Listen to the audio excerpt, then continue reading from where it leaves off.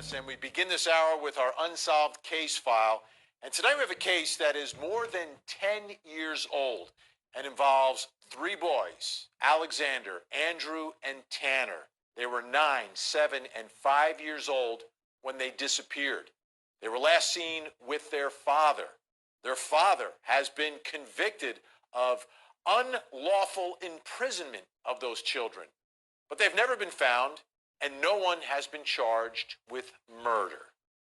This is a case that has frustrated a lot of folks out in Morenci, Michigan. Our affiliate, WXYZ in Detroit, has more for us tonight.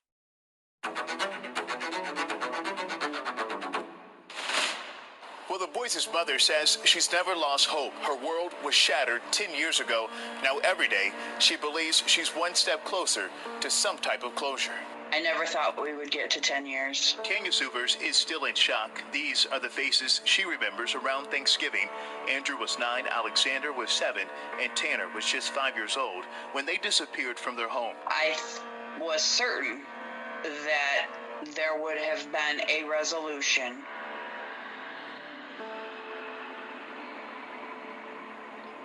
Long before now. Andrew, Alexander, and Tanner went missing the day after Thanksgiving while in the care of their father, John Skelton. Right now, he is behind bars for unlawful imprisonment. Skelton claims he gave his sons to an unknown group to keep them safe from his estranged wife, Tanya Zuvers, the boy's mother.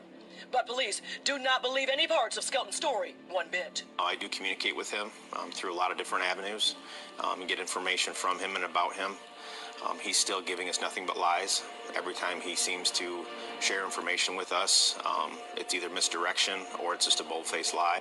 Tips are still coming in, but to get answers and ultimately justice, Brewer says John Skelton must tell the truth. His world is closing in on him. All the family and the distant friends and people that he has been in communication with, it's all fallen off. Our goal is to get him to where he doesn't believe that anyone believes his lies. Just because people are saying they're making it a murder investigation does not mean that that the boys are dead. Only on 7, a jailhouse telephone interview with John Skelton after he learns that Morenci's police chief is investigating his son's disappearance as murder. Why do you think they've switched this to a murder investigation? What do you think leads them to believe that your kids are dead? There's nobody to collaborate, seeing them. There's no pictures of these people. We covered our tracks well. Skelton, who last saw the boys alive here on Thanksgiving at his home in Morenci, tells Action News he gave his sons to a group called Underground Sanctuary. He says it was to protect them from his wife, Tanya. The boys told me that Tanya was reported sex in them. As for this ominous Facebook post the night before the disappearance of his sons, John says he was simply upset. You posted something on your Facebook the night that the kids went missing. You said, "May God and Tanya forgive me." That was the night before the kids disappeared. What did you mean by that? Since that was spiral. These are the new age progression images of the Skelton boys. Andrew would be 19, Alexander would be 17, and Tanner 15 years old this year. Forensic artists with the National Center for Missing and Exploited Children and Michigan State Police releasing the images, hoping you can help. If the boys are out there, I hope they know that people are fighting for them every day. You know, I think about that all the time. Or we are realists in this. And for three boys to still be out there this many years later, knowing everything we know, it makes you think that something very bad could have happened. My hope is in this lifetime I will have the answers. Where are the Skelton brothers? If you have any information, please contact the Michigan State Police. The number 517-712-5016, 517-712-5016. We have a special guest joining us tonight, the Chief of Police from Eaton Rapids Police Department and the former Morenci Police Chief at the time all this happened 10 years ago. Chief Larry Joe Weeks is with us. Chief, thanks so much for joining us tonight. Thanks for having me, sir. It's a pleasure to meet you. Can we please, let's go back 10 years. I want to go back 10 years. When you first hear that Andrew, Alexander, and Tanner, these three beautiful little boys, are missing, what's going through your mind? What's your initial impression on what may have happened here? Well, I was very familiar with the family even leading up to the day the boys went missing. So when they went missing, my first inclination was that, there was John had stored them somewhere, taken them to a family's residence to hide them out. Where we are now really never came into, a thought or even a dream at that point. It really was, really expecting them to be identified and located pretty quickly. Why were you familiar with this family? I mean, I'm sure you were a great police chief. You're on top of everything that's happening in your town, but why in particular were you familiar with what was going on with this family? Well, even before really any issues here with the family, it's a town of about 2,200 people, very familiar with, the vast majority of people in the community. I lived there, raised my family there. So, I knew Tanya. I had some contact with her and the boys previously. John was a little more of a recluse, stayed inside. He was also a truck driver, so he was on the road. So I didn't really know him well. But I did have some contact with him leading up to the disappearance because, John had attempted to take off with the boys prior to them going missing, and they had some domestic issues leading up to their disappearance. So tell me your thoughts and impressions of John Skelton, because obviously he's gotten locked up because of what he was convicted of doing to these boys, this unlawful imprisonment, no murder charges at this time. But what are your impressions? What do you think of John Skelton? Well, I think he's incredibly selfish. Most people would say he's narcissistic.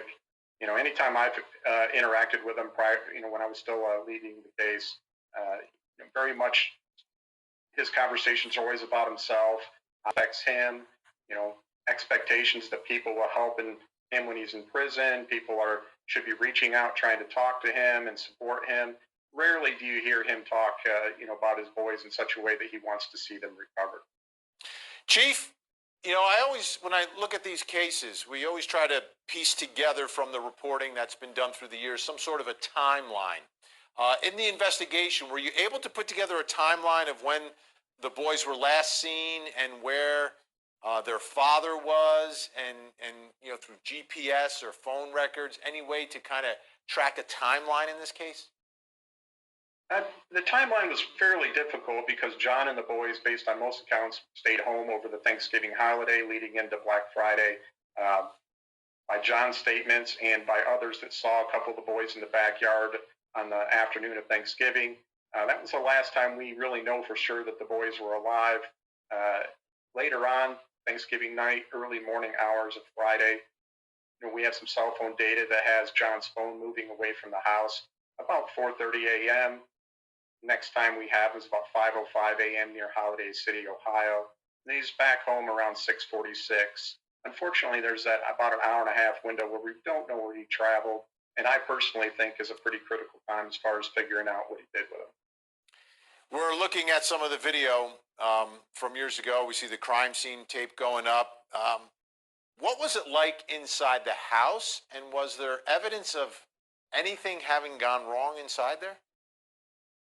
Yeah, the inside of the house is pretty disturbing.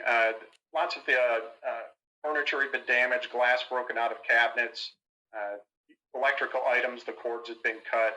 Clearly, somebody was very angry. And the majority of those items belonged to Tanya, family heirlooms, furniture, and things like that. So it was clear that, the person that did that was very angry, looking to get back at somebody, looking to send some kind of message. Speaking of, in the piece done by WXYZ, we heard from Skelton, and he sort of made some allegations against Tanya involving the boys. Was there any evidence that she had done anything to these three boys, or is that just John Skelton being John Skelton? We have no evidence that anything at all nefarious happened to the boys from Tanya. Certainly, if John had that evidence, he should have brought it forward. He never has. It's all been just veiled accusations at this point.